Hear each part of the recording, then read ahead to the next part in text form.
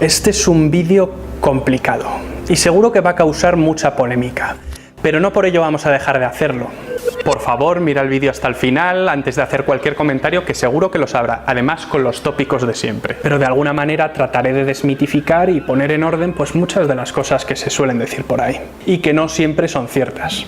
Puede que ya tengas muchos prejuicios adquiridos y que busques un sesgo de confirmación que no coincide con el título del vídeo, pero a lo mejor, si lo ves hasta el final, igual hasta cambias de opinión. Empecemos. En el año 2005, la agencia oficial argentina emitía esto en una nota de prensa. Con la llegada de los conquistadores se inició un exterminio que arrasó con 90 millones de pobladores de la región y quebró el desarrollo cultural de este lado del Atlántico. El mayor genocidio de la historia. Estas mismas palabras las suscribía el presidente de Venezuela, Hugo Chávez, que decía que de los 90 millones de nativos que había en América a finales del siglo XV, 200 años después solo quedaban 3 millones de aborígenes. Hugo Chávez también inició una campaña contra la hispanidad, cambiando la fiesta por el Día de la Resistencia Indígena y derribando estatuas de Colón por genocida. Un genocidio es el exterminio o eliminación sistemática y deliberada, esto es importante, de un grupo humano por motivo de raza, etnia, religión, política o nacionalidad. Una definición que encaja con los crímenes y persecuciones contra el pueblo armenio por parte del Imperio Otomano tras la Primera Guerra Mundial. También encaja con la solución final de Adolf Hitler, principalmente contra los judíos, o el genocidio contra los aborígenes de Tasmania por parte de los colonos británicos a comienzos del siglo XIX. Si atendemos a esta definición, los españoles no cometieron ningún genocidio en América. Sí, espera.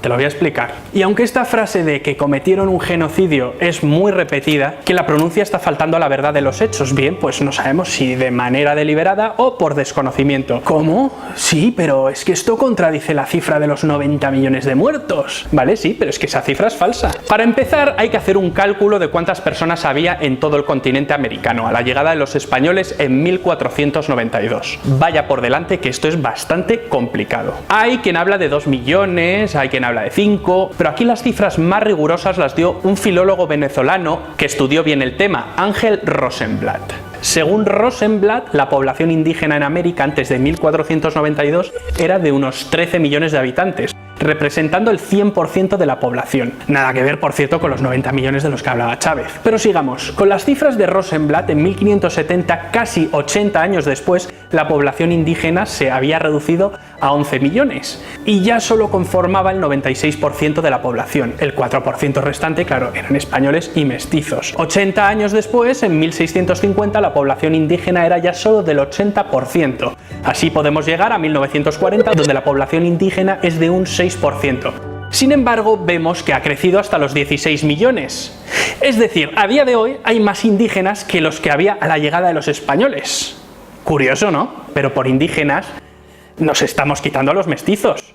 La población hispanoamericana es principalmente mestiza. Veamos a continuación el porcentaje de población mestiza que hay hoy en algunos países. Según The World Factbook, una publicación anual de la Agencia Central de Inteligencia de los Estados Unidos con información básica tipo almanaque acerca de diversos países del mundo, los datos dicen que la población en Perú de mestizos e indios ahora mismo es del 85%. En Bolivia es del 88%, en México el 90%, en Ecuador del 92% y en Honduras llegamos hasta el 97%. Ahora comparemos esas cifras del imperialismo español con las del colonialismo inglés o francés. En Canadá tenemos un porcentaje de indios de solo un 4,4%. En los Estados Unidos hay un 0,92% de indios y un 2,9% de mestizos. Ya no tiene mucho sentido hablar de población mestiza porque el colonialismo depredador de franceses e ingleses pues no era muy partidario de mezclarse con la población local. Cuando pudo los exterminó y cuando no los confinó en reservas. Como dijo Herbert Eugene Bolton, en las colonias inglesas los únicos indios buenos eran los indios muertos. El mestizaje en Hispanoamérica no es una cuestión accidental. sino un efecto claro de la acción del Imperio español.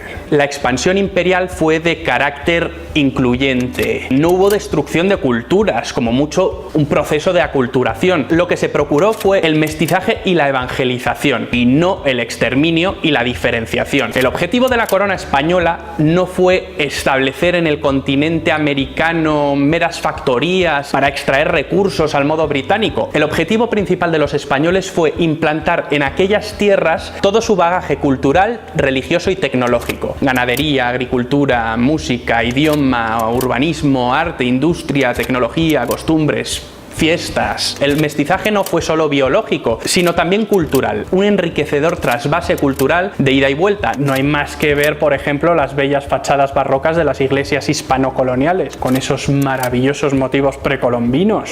El Imperio español, en este sentido, y como decía el filósofo Gustavo Bueno, fue un imperio generador, a diferencia del inglés, que encajaría dentro de la definición de imperio depredador. Además, como señala Pedro Insua, discípulo de Gustavo Bueno, en 1492, España contra sus fantasmas, casi todos los conquistadores tuvieron hijos naturales mestizos, empezando por Hernán Cortés, no siendo la condición racial obstáculo alguno para la promoción y ascenso social. Los españoles nunca hicieron violencia en nombre de la raza, como afirmaba Gregorio Marañón. Sin embargo, incluso con las cifras de Rosenblatt, encontramos una reducción muy grande en zonas como las Antillas en los primeros años. ¿A qué se debió? ¿A la brutalidad de los españoles? Es absurdo negar que hubo casos de brutalidad, pero esto no produjo una catástrofe demográfica. ¿Pero entonces a qué se debe el descenso? Pues se debe a los procesos de conquista y de aculturación, pero sobre todo, y esta causa es la principal, a las enfermedades que portaban los españoles. Por ejemplo, una epidemia de viruela que se desató en Santo Domingo entre 1518 y 1519 acabó con prácticamente toda la población local. Para que un genocidio exista, es muy importante que éste se produzca de manera deliberada. Los españoles no tuvieron ninguna intención de aniquilar a una población de manera sistemática y deliberada. ¿Te habrás preguntado alguna vez si hubiesen querido aniquilar a la población, quién hubiera trabajado en el campo y en las minas? Es algo bastante contradictorio, ¿no? No se sostiene. Las enfermedades fueron el culpable de la gran mortandad que hubo en América en aquellos primeros años. La merma poblacional implicó el contacto con agentes patógenos que portaban los europeos y los indios no estaban preparados para estos agentes patógenos. Enfermedades como la viruela generaron graves daños y provocaron multitud de muertes. ¿Sabían acaso los españoles que portaban esas enfermedades? ¿O las portaban deliberadamente? Obviamente no.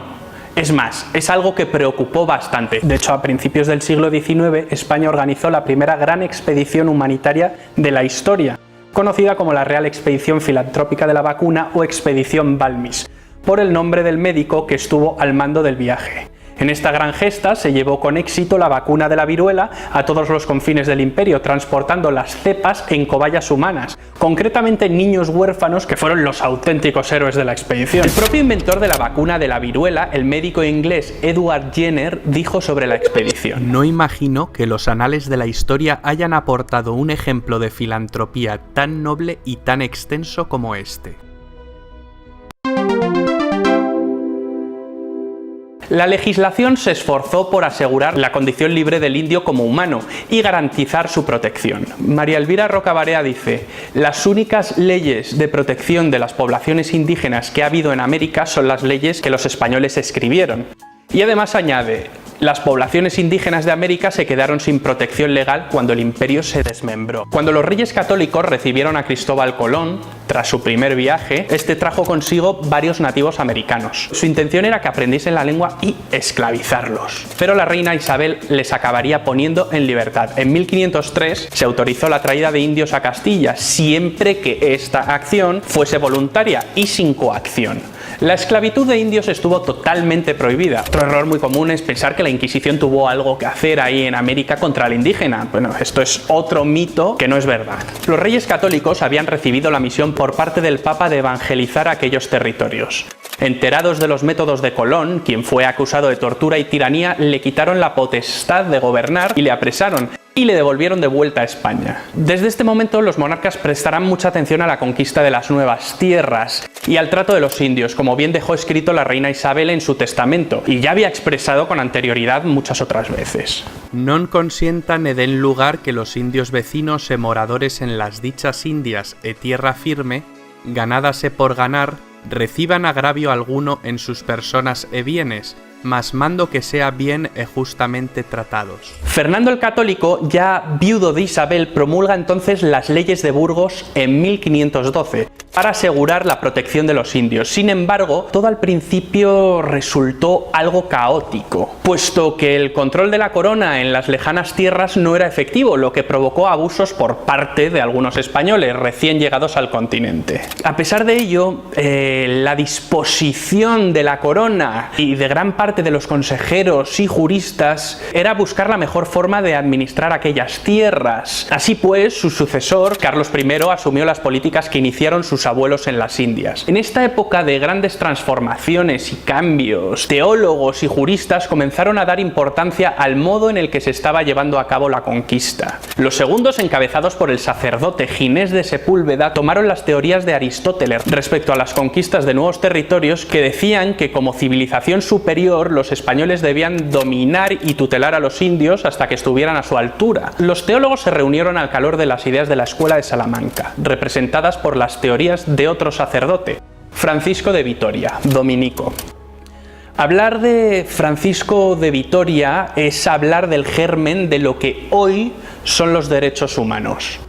Los derechos que proclamaba la Escuela de Salamanca no se fundamentaban en normas consensuadas o en una razón divinizada, sino que eran fruto de la naturaleza misma de la persona, considerada digna solo por el mero hecho de existir. Idea que, por cierto, ya recogió Santo Tomás de Aquino. El derecho natural es lo que estos teólogos pusieron encima de la mesa ante el descubrimiento del Nuevo Mundo. Carlos I de España, V de Alemania, escuchó a estos sabios, puesto que pretendía una extensión del imperio de forma legal y adecuada, que conjugase el derecho de los indios a vivir en sus tierras y beneficiarse de ellas, también con el de los españoles a entrar y hacer otro tanto. Esto además había que compaginarlo con el mandato del Papa para evangelizar las gentes del lugar. Sin embargo, hay formas y formas de evangelizar. Mientras unos pretendían hacerlo mediante lo que se llamaba el requerimiento, es decir, requerirles la conversión y si se resistían forzarlos a hacerlo, otros en cambio como Vitoria promulgaban una evangelización por convencimiento, que los indios entendieran y aceptaran libremente la fe cristiana.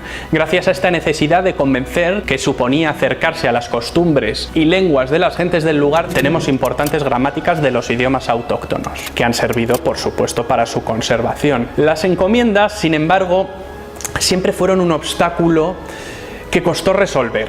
Esta antigua institución, ya empleada en el Imperio Romano y durante la Edad Media, establecía una relación entre un individuo fuerte que protegía y cuidaba de los débiles, quienes retribuían en fidelidad y especias dicha tutela. Las leyes de Burgos, para impedir los abusos que la encomienda provocaba, dictaron las pautas para que ésta fuese más justa. Sin embargo, no se avanzó mucho. Ya en las leyes nuevas de 1542 se suprimieron las encomiendas. Con estas órdenes llegaron nuevos virreyes a América. Las directrices provocaron una gran revuelta de los encomenderos, entre los que, por ejemplo, se encontraba el hermano de Francisco Pizarro, Gonzalo Pizarro, que por cierto fue decapitado. Las posturas enfrentadas se encontraron en la Junta de Valladolid, convocada por Carlos I para tratar de establecer la línea principal de la conquista. El hombre más poderoso de la tierra paraba la conquista para dirimir un asunto de vital importancia, si lo que estaban haciendo estaba bien o mal. ¿Te imaginas otro momento en la historia de la humanidad que haya pasado algo así? Frente a la postura de Sepúlveda se situó el dominico Bartolomé de las Casas, que recogió las teorías de la Escuela de Salamanca y del difunto Francisco de Vitoria. La línea de estos últimos asumía que los indios tenían derecho a ser libres, a la vida, a la legítima defensa de la vida, a los medios que garantizan su existencia, a la libertad de culto, a la propiedad, a la educación, a la enseñanza, a la familia, a la crianza y educación de los hijos e incluso participar en el gobierno de su país. Todo ello se recoge en el Relectio de Indis que escribió tiempo atrás Francisco de Vitoria. Se puede leer en Imperios del Mundo Atlántico, del reputado historiador británico Sir John Eliot, la siguiente frase. Tanto la convocatoria de la discusión de Valladolid como la legislación que siguió a continuación constituyen un testimonio del compromiso de la corona por garantizar la justicia para sus poblaciones de súbditos indígenas, un empeño para el que, por su constancia y vigor, no es fácil encontrar paralelos en la historia de otros imperios coloniales. Ante este panorama se puede afirmar que el derecho internacional y los derechos humanos no son un invento de las revoluciones burguesas ni de la ONU. Fueron los españoles, ante tamaño descubrimiento y empresa, quienes dieron cuerpo y los primeros en aplicarlo a nivel universal. Es sorprendente esta actitud de sopesar las acciones que debía llevar a cabo un Estado para no violar con ellas la dignidad connatural del ser humano. Porque al fin y al cabo los derechos de la humanidad no están regidos por la arbitrariedad del poder o las necesidades de la economía y las empresas. Esto lo tenía muy claro Francisco de Vitoria, que, consultado por Carlos I, respondía: la soberanía tiene sus límites, y esos límites son, primordialmente, los derechos naturales de los individuos. La justicia en las Indias se aplicó de la misma manera que en la vieja península ibérica. Los abusos y las tropelías existieron, por supuesto, pero se denunciaron y se pusieron en marcha mecanismos para corregirlos. La producción legislativa se dispuso a proteger a los indígenas y a tomarlos como hombres libres. Esto es muy importante, de verdad. Las leyes de Indias protegieron al nativo y crearon un espacio desde el cual se podía realizar una denuncia efectiva de las injusticias y de los malos tratos. De hecho, los indios pleitearon con denuncia, ya que su condición de súbditos de la corona se lo permitía, al igual que al resto de ciudadanos. Y no fueron papel mojado estas leyes, como muchas veces se suele decir. Las crónicas están plagadas de casos de encomenderos y altos funcionarios reales que fueron investigados, encarcelados, conducidos a España e incluso ejecutados. Bartolomé de las Casas fue un fraile dominico que acompañó a Colón en su segundo viaje. Él mismo tuvo una encomienda y no fue el primero en denunciar los casos de abusos. Pero de un día para otro liquidó su encomienda y se dedicó a la defensa a ultranza del indio. Escribió la brevísima relación de la destrucción de las Indias, un texto de retórica exagerada y también cifras muy exageradas e incluso contradictorias. Las Casas estiró la hipérbole al máximo, llegando incluso a la difamación. No es extraño que este libro fuera todo un regalo para los enemigos de España. Alemanes protestantes, holandeses, ingleses, hugonotes franceses prestaron máxima atención a este libelo, exagerando nuevamente las conclusiones del libro. Las traducciones y reediciones de la brevísima relación de la destrucción de Indias se multiplicaron. Fue editada una y otra vez, en francés, en inglés, en holandés y en alemán. La traducción inglesa iba además acompañada de unos grabados terroríficos de Theodore de Bray: indios descuartizados, perros comiéndose carne, niños asados, torturas atroces. Y bueno, como te puedes imaginar, estos grabados de Bray, que recorrieron Europa, tuvieron un éxito arrollador, mucho más que la palabra escrita. Sí, claro, y hubo guerras y hubo muertes, las ha habido siempre en todas las conquistas que ha habido a lo largo de los últimos milenios, desde que el hombre es hombre y se inventó la guerra. Es algo irresponsable juzgar hechos pasados con la mentalidad actual, por ello vamos a ponernos las gafas del siglo XV y XVI y vamos a echar una mirada de cómo era el mundo, pues centralizar los hechos históricos acaecidos durante los primeros años de conquista en América como especiales, únicos y localistas es como mínimo una visión un tanto ñoña, lastimera, quizá algo egocéntrica y victimista. Si la historia la miramos como un conjunto de acontecimientos globales, en esa misma época de la llegada de españoles y portugueses a América, también se produjeron en Europa, Asia y África episodios igual de importantes. Un siglo antes del viaje de Colón, la peste negra había asolado Europa, una pandemia que acabó con la vida de un tercio de la población europea. Ya un siglo después se produjo la toma de Constantinopla por los turcos en 1453. Un acontecimiento de vital trascendencia que alteró el tablero geopolítico. Por esa época un tipo llamado Vlad Tepes, de sobrenombre El Empalador, hacía de las suyas ensartando a miles de turcos como si fueran un pincho moruno. Por otra parte, los reyes católicos, antes de financiar el descubrimiento, finalizaban con la toma de Granada de 1492 la ansiada reconquista, restaurando de alguna manera lo que siglos atrás había sido el Regnum Gotorum. Estallaba después la Guerra de Nápoles entre España y Francia, con importantes batallas como la Batalla de Seminara. En la batalla de Ceriñola de 1503 se usaron por primera vez armas de fuego que destrozaban la carne. Unos años más tarde los turcos vencían a los mamelucos y se apropiaban de Egipto y Arabia. El Imperio Islámico Songhai dominó el África Occidental durante casi todo el siglo, expandiendo su influencia hasta que las luchas fratricidas lo debilitaron, siendo conquistados por fieros mercenarios. Cuando Carlos I llegó a España tuvo que sofocar la gran revuelta de las comunidades. La monarquía hispánica y el Sacro Imperio Romano Germánico vencían a Francia en la batalla de Pavía en 1525. Al año siguiente el Imperio Otomano vencía a Hungría en la batalla de Mohacs, donde falleció el propio rey Luis II de Hungría. Por esa época también el pirata Barbarroja, temido en todo el Mediterráneo, arrasó el sur de Francia y conquistó Argel y Túnez. Era un milagro por esa época no ver moros en la costa. Decenas de miles de europeos cristianos eran capturados por los piratas berberiscos en incursiones de barcos para esclavizarlos. También hacía tiempo que los portugueses habían empezado a comerciar con esclavos africanos. En 1527 se produce el saqueo de Roma por tropas del emperador. 20 años más tarde es coronado Iván IV de Rusia, el famoso Iván el Terrible, el que mató a su hijo probablemente en un arrebato de cólera. Fue el primer zar de la historia de Rusia, después de una guerra civil con múltiples asesinatos, matanzas e incendios en Moscú que destruyeron distritos enteros. Los rusos fueron extendiéndose hacia el este. Durante el asedio de Kazán de 1552 se produjeron decenas de miles de muertos. En la India el imperio mogol fue derrotando uno a uno a sus enemigos y gobernó la India durante 2 siglos con mano dura. En 1571 se produjo una batalla de proporciones épicas, la batalla naval de Lepanto entre la Liga Santa y el Imperio Otomano, la más alta ocasión que vieron los pasados siglos ni esperan ver los venideros, como diría Cervantes. Al año siguiente se producía la matanza de San Bartolomé, dentro de las cruentas guerras de religión europeas tras la irrupción del protestantismo. Fueron asesinados unos 3000 hugonotes en una sola noche. Miles más fueron asesinados los días siguientes.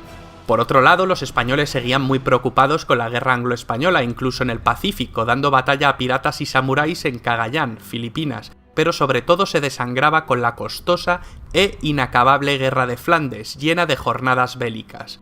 A finales del siglo XVI se producían las invasiones japonesas de Corea. Bien, como vemos, el mundo por entonces era violento y cruel. Y pasaban muchas cosas, y no por ello estamos hablando continuamente de genocidio, genocidio, genocidio. No. Y solo hemos hablado además de algunos eventos, hubo muchos más, pero es imposible contarlos todos. Pero es que además el Imperio Español estuvo demasiado ocupado con sus asuntos particulares como para priorizar los asuntos del Nuevo Mundo. Dejaron la empresa en manos privadas y las noticias que llegaban con cuentagotas. ¿Y qué? Pues hablaban de pequeñas escaramuzas protagonizadas por un puñado de españoles en tierras selváticas, lejanas, desconocidas, perdidas, y tierras que no tenían una gran relevancia, al menos durante los primeros años de conquista, en lo que era el orden cultural del mundo por entonces conocido. Volvamos a una trampa que nosotros mismos hemos cometido al enunciar este apartado, como y nos conquistaron. Un hispanoamericano puede decir, nos conquistaron, sí, pero ¿quiénes? ¿Los españoles? Vale, pero ¿los españoles de ahora? No, los abuelos de los españoles de ahora. Bueno, los abuelos de los abuelos de los abuelos, que eran muy malos y eran muy genocidas. Pues no, siento decirte que esto no es así. Los abuelos de los españoles de ahora probablemente se quedaron en la península y nunca viajaron a América. Entonces dime, ¿qué culpa tienen los españoles de ahora? Hay una anécdota que os voy a contar que es muy divertida.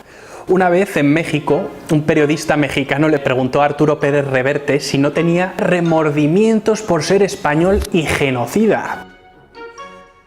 Ustedes vinieron a América a violar a mujeres y a destruir nuestra civilización, argumentó. Pérez Reverte pues se quedó pensativo y le preguntó que cómo se apellidaba. Y este tío le dijo que se apellidaba Sánchez. El escritor, me imagino que intentando disimular su sonrisa, le aclaró, vale, mis abuelos nunca fueron a América, el que por lo visto sí vino fue el abuelo de usted, aquel señor Sánchez. Vamos a centrarnos, por ejemplo, en Hernán Cortés.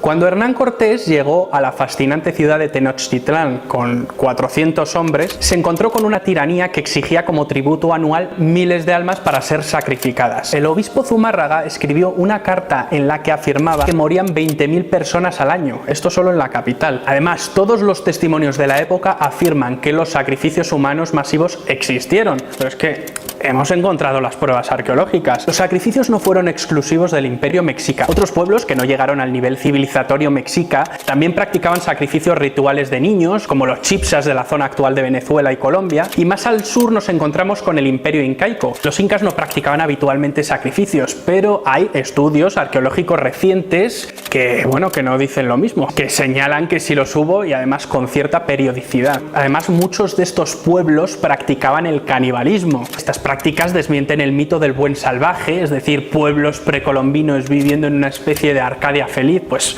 no, ni mucho menos. Pues todo esto, imagínate, todo esto debió horrorizar a los españoles. Pero además, ¿cómo un puñado de hombres pudo poner en jaque al gran imperio mexica? Pues porque la conquista, como se suele decir, la hicieron los indios. Derrocar a Moctezuma no hubiese sido posible sin las alianzas con los tlaxcaltecas, los totonacas y otros pueblos tributarios de Tenochtitlán que se aliaron con Cortés. Cortés fue un gran diplomático y, por supuesto, un gran general. Y hay que decir que la mayor parte de los nativos vio con gran alivio el final de la dominación mexica. Y aunque suene incorrecto, para muchos indios Cortés fue un libertador. ¿Cómo que ojalá nos hubiesen conquistado los ingleses? Vale, sí, vale.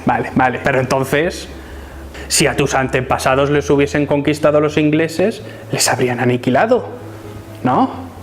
Y tú no hubieses existido. Hubiese existido, pues, otro. Porque ya sabemos todos cómo se las gastaban los ingleses, pero esto de que ojalá nos hubiesen conquistado otros es un lugar común. Y tiene una razón de ser. Estados Unidos y Canadá, pues hoy son mucho más ricos que los países de herencia hispana. ¿Pero es esto achacable a los españoles? Pues mira, siento decirte que no. La mayoría de los países de Hispanoamérica alcanzaron la independencia a principios del siglo XIX. Sus ciudades eran mucho, pero mucho más ricas y prósperas y estaban mucho mejor dotadas que las ciudades norteamericanas que habían sido colonia inglesa. El declive económico del sur se produjo a partir de 1830, no antes. La razón por la que hoy el norte es mucho más rico que el sur es porque en el norte nunca llegó a haber un imperio. Nunca realmente llegó a haber un imperio inglés en América, como muchas veces se dice. En Hispanoamérica sí lo hubo, un imperio fuerte, y este, pues por razones que no vienen ahora al caso, pues se agotó y se derrumbó. Cuando los imperios se derrumban, pues pasan por una larga etapa de crisis, de inestabilidad y desunión. Y como dice el hispanista argentino Patricio Lons, retomemos el sentido de grandeza común, el que una vez tuvimos. Somos un mismo pueblo dividido artificialmente en 20 estados. Unidos fuimos fuertes. El historiador y defensor de los amerindios Charles Loomis, a finales del siglo XIX, escribió esto, que demuestra además muy bien cómo nunca hubo realmente un imperio inglés en América, y en todo caso, pues llegó tarde y su proyecto fracasó.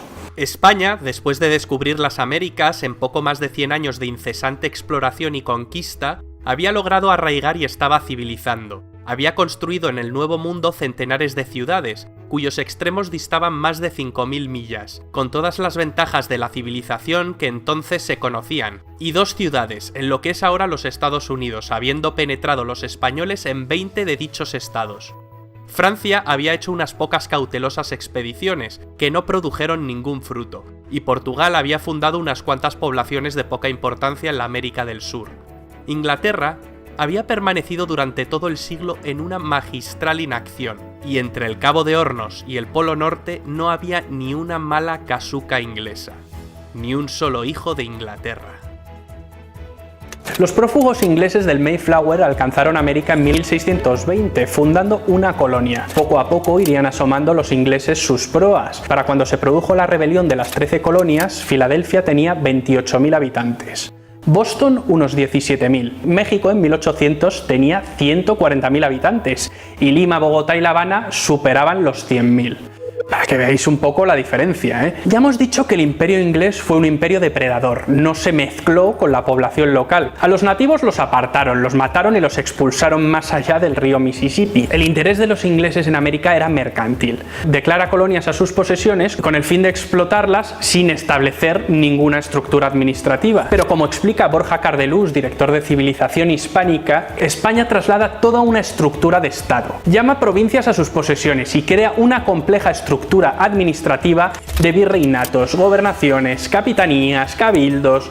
Construye ciudades, pueblos, caminos, monumentos, puentes, funda iglesias, hospitales, universidades, misiones, traslada colonos, frailes, soldados, funcionarios. En definitiva, es el último imperio según el modelo clásico. Los ingleses, sin embargo, se apropiaron de las tierras de los nativos de una manera además sistemática. Los indios, pues no contaban en sus planes, es decir, sobraban. Además, se les excluyó por razones de raza y los consideraban inferiores. Los españoles, sin embargo, como ya hemos visto, pues sí dieron derechos a los indios. A través de la legislación protegieron sus tierras, procurando además que éstas se acrecentasen y que estos indios las cultivasen.